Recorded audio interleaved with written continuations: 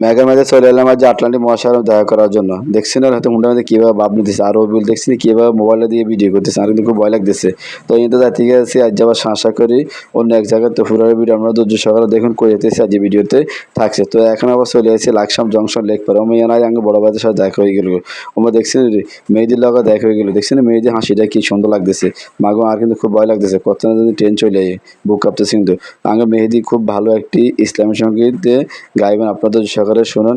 আর যদি ভালো লাগে আপনাদের ইসলামী সঙ্গীত তাহলে অবশ্যই একটু লাইক কমেন্ট শেয়ার করে বলবেন। শুনুন সবাই। পাল তুলে দে মাঝি হেলা করিস না, পাল তুলে দে মাঝি হেলা করিস না, ছেড়ে দে নৌকা মাঝি যাব মদিনা, আমায় ছেড়ে দে নৌকা মাঝি যাব মদিনা। জি, অসংখ্য ধন্যবাদ একটি ইসলামী সঙ্গীত গাওয়ার জন্য। তো এখান থেকে আমাদের এখন বিদায়ের পালা চলে যাব। এই হলো জংসঙ্গে লাকসাম। তো এই চলে এসেছি আমরা এখন হোটেলের মধ্যে খাওয়া দাওয়া করতে হবে, কারণ অনেক ক্ষুধা লেগে গেছে।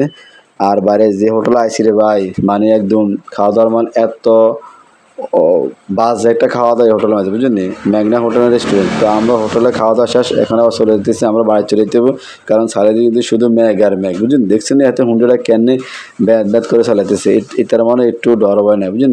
তো আজ এই ভিডিওটা এখানে থাকছে, আবার কোনো ভিডিও দেখা হবে আপনাদের মাঝে। আল্লাহ হাফিজ।